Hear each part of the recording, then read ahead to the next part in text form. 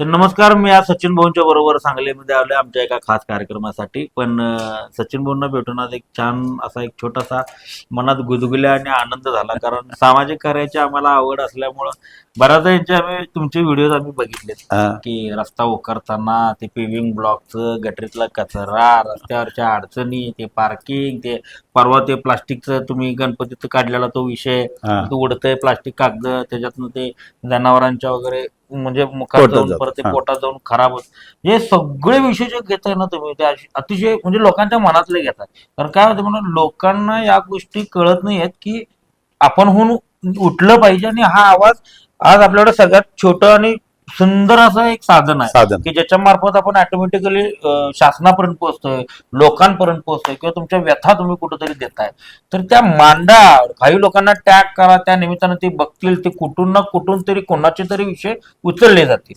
आणि हे तुम्ही जे काम करताय ना, खरंच अप्रतिम काम करताय. आज सांगली जिल्हा, कोल्हापूर जिल्हा सगळीकडे तुमचे ते आहे.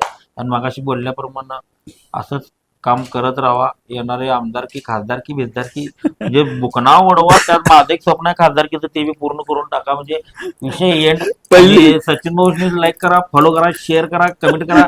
बुकनाव उडवा. माझ्या आयुष्यात मी किंवा मला फॉलो करा म्हटलं नाही, पण यातनी करा. ऐका, मी सांगतो डीपी दादा, पहिली गोष्ट, मी राजकारणामध्ये नाहीये. बर, मी राजकारण विरहित काम करतोय.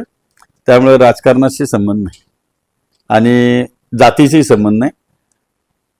आणि तुम्ही माझ्या चॅनल बद्दल बोललात त्याबद्दल मी तुमचा आभार मानतो. धन्यवाद. थँक्यू.